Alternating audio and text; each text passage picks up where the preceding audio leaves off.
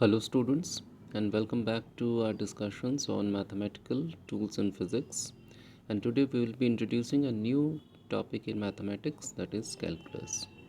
In calculus, there are two important parts that will be of prime importance for discussing different concepts of physics, for understanding different concepts of physics, and these are differentiation and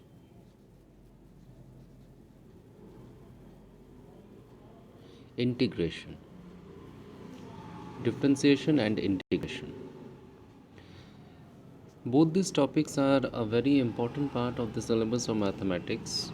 Differentiation will be covered in the syllabus of class 11, while integration will be dealt in the syllabus of class 12 mathematics. But both these topics will be used widely in deriving several important formula in physics right from class 11th. So, it becomes extremely important on our part to understand briefly what is differentiation and what is integration. Today, I will be discussing about differentiation. Now, in differentiation, the first thing that you need to know is differential coefficient or derivative. The differential coefficient or derivative of variable y with respect to variable x is defined as the instantaneous rate of change of y with respect to x. Now, if there are two variables x and y such that y depends on x, as x changes, so does y. So we need to find out what is the rate of change of y with respect to x at any particular instant. So obviously, if we are talking about any particular instant, then there will be very small change in x and accordingly very small change in y. That small change in x is represented by dx. Okay, dx is a single term, so small change in x is denoted by dx and small change in y is denoted by dy, and the instantaneous rate of change of y with respect to x is given by dy by dx. Okay, we may write it down as dy by dx. So this is the way in which we represent the differential coefficient or derivative. Now let us try and understand this topic in a much better way. Suppose y is a function of x. Now whenever we say that there are two variables x and y such that y is a function of x, this means that x is the independent variable while y is the dependent variable. Now for this, let me give you the example of distance and time. Suppose you are asked to measure the value of distance traveled by any object with respect to time. Then distance is the dependent quantity and time is the independent quantity.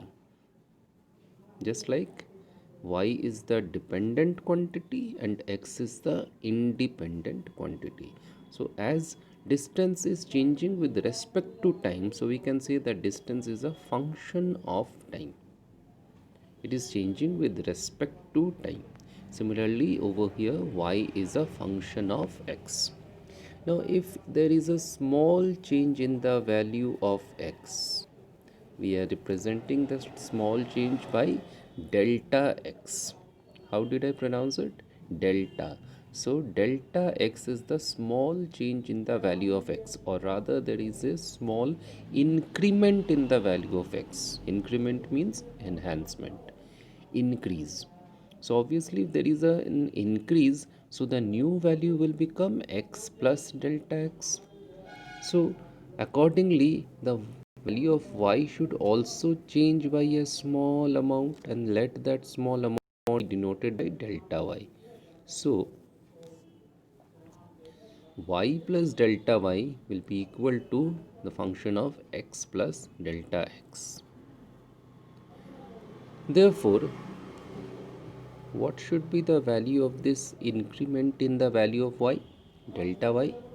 This will be equal to obviously y plus delta y minus y, isn't it?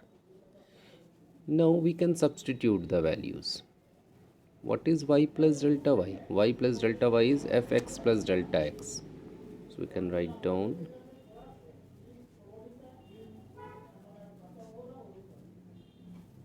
and what is the value of y? Fx.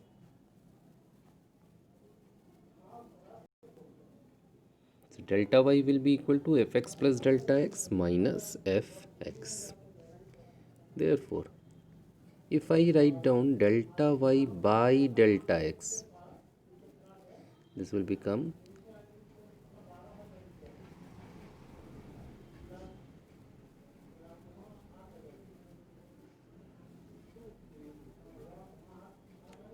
isn't it? It will become fx plus delta x minus fx by delta x. You're simply dividing the expression on both sides by delta x. You can understand it in this way. Here, delta y by delta x is the average change or increment ratio in the value of the function fx.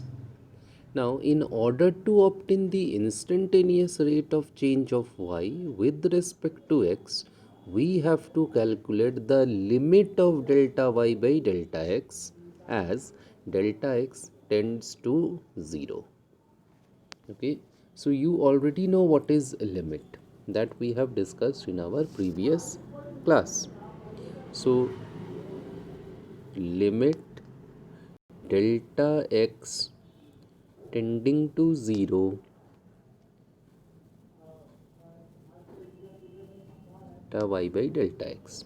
So that will be equal to limit delta x tending to 0 and the expression that we were having on the right hand side.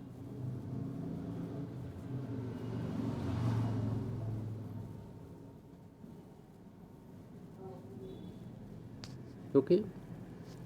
Now the quantity on the left hand side of the expression, limit delta x tending to 0 delta y by delta x, this term on the left hand side of the expression, this is written as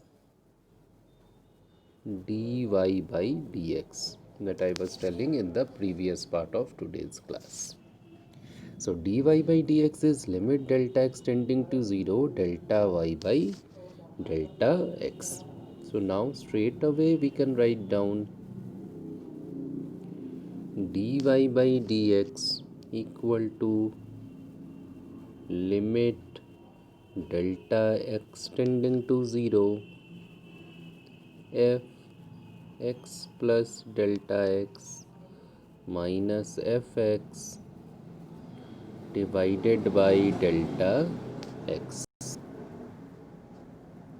Now, it is important to know at this point that the symbol dy by dx should never be taken as the quotient of dy and dx. Okay? It is not the quotient. You are not dividing dy by dx. dy by dx is an expression that we call as the differential coefficient or derivative. We are measuring the instantaneous rate of change of y with respect to x, and it is symbolical representation. So you should never think that dy has been divided by dx. One more thing that we need to clarify, d by dx. d by dx represents the rate of change with respect to x or the derivative with respect to x. Like suppose if I write down y, then we can read it as rate of change of y with respect to x. Similarly, if I write down d by dt in x, dx by dt. Then rate of change of x with respect to t. Rate of change of x with respect to t. If I write down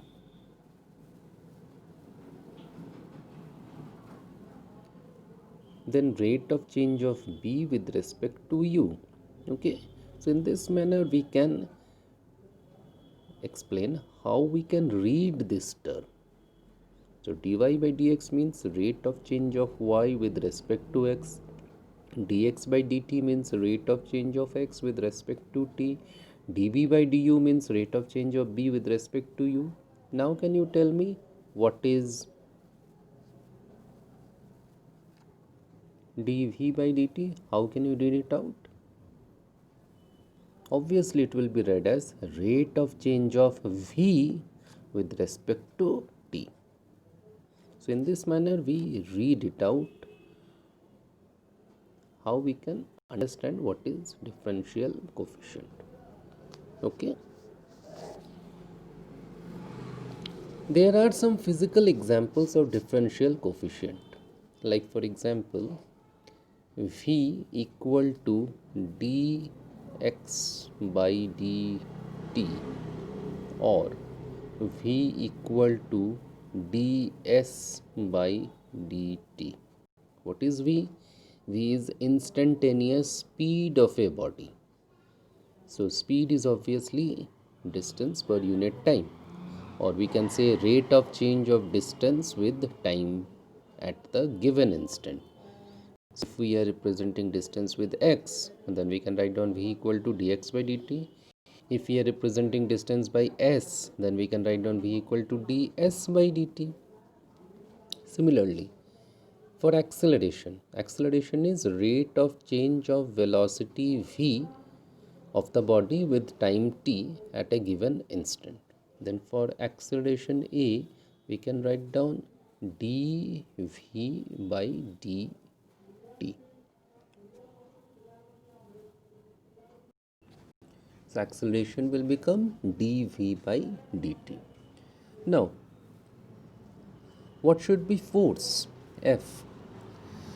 As per Newton's second law of motion, we know force is equal to rate of change of linear momentum with time. Rate of change of linear momentum. This means P is the linear momentum, change in momentum with time. So dp by dt. And further we can write down momentum as mass into velocity.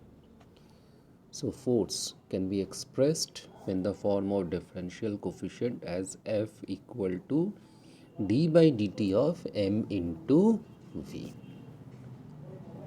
So these are some of the examples. There are many such examples that we will be coming across as we start discussing the different formula in physics one by one. Now, prior to that, let me give you some fundamental formula of differentiation. If C is some constant, if C represents some constant quantity, then differentiation of C with respect to any term, suppose it is x, differentiation of C with respect to any term, you can write it like this: d by dx of this constant, it will be equal to 0. Now if you are asked to explain why differentiation of a constant with respect to any other variable is 0, then how can you do it? Just remember the definition of differential coefficient. As per the definition, differential coefficient or derivative is the instantaneous rate of change. Instantaneous rate of change of a term. Constant, the value of a constant never changes. So obviously, if we are talking about rate of change of a constant, that should be equal to 0 because it never changes. So differentiation of any constant quantity is obviously 0. Like for example, if you are asked to differentiate pi, then d pi by dx will be equal to how much? 0. Okay. Next, if y is equal to a constant multiplied by x, then dy by dx will be equal to d by dx of cx. Straight away we can write down the constant term out of the derivative, and this will become c times dx by dx, and that will be equal to c. Now at this point I would like to tell you that don't think that I have cancelled dx by dx. No, it is wrong. Differentiation of x with respect to x, obviously that is 1. So you should never strike it off. Next,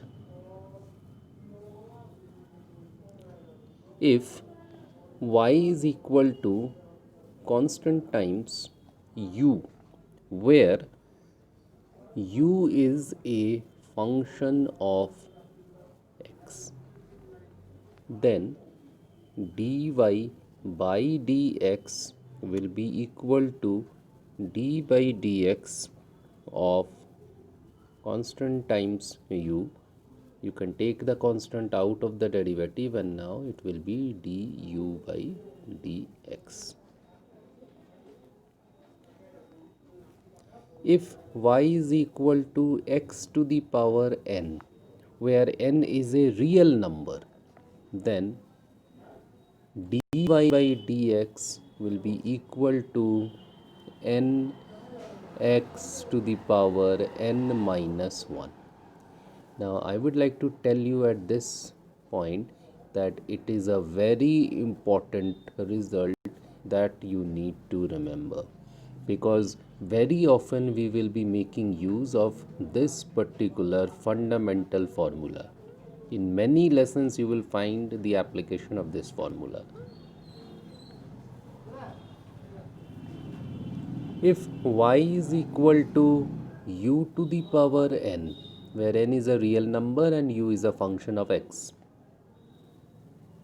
then dy by dx will be equal to n times u to the power n minus 1 multiplied by du by dx.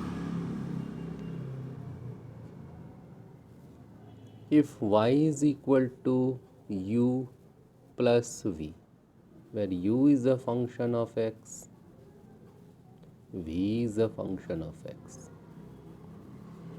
then dy by dx will be equal to du by dx plus dv by dx. The same result holds good for subtraction. Let us check the product of two functions.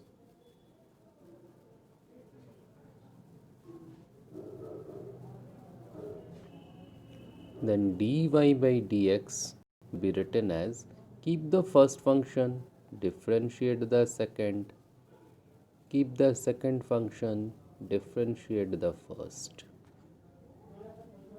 So this is an important result.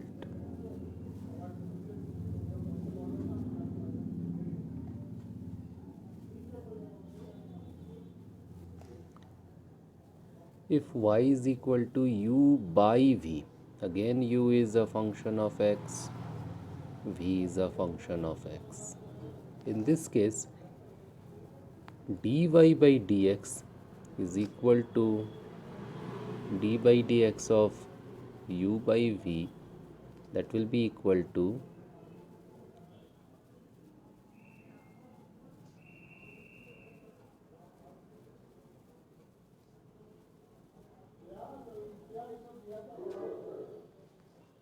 denominator multiplied by derivative of numerator minus numerator multiplied by derivative of denominator and divided by the square of denominator. So this will be the expression.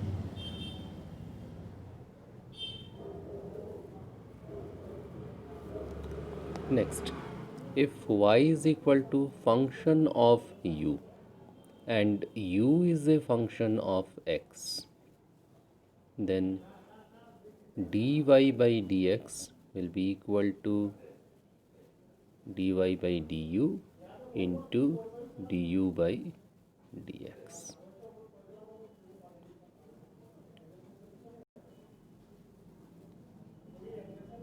Next, if y is equal to ax plus b to the power n, then dy by dx will be equal to n times ax plus b to the power n minus 1 into d by dx of ax plus b. So in this manner we can discuss some of the important fundamental formula of differentiation. Similarly, you are having some derivatives of trigonometrical functions, logarithmic functions, exponential functions. All these are of very prime importance. Not every function, every single derivative is going to be used in physics. So, I will not be discussing all this, but all these will be provided in the notes so you can go through it. But primarily, as I told you, that one particular expression that we will be making use of quite often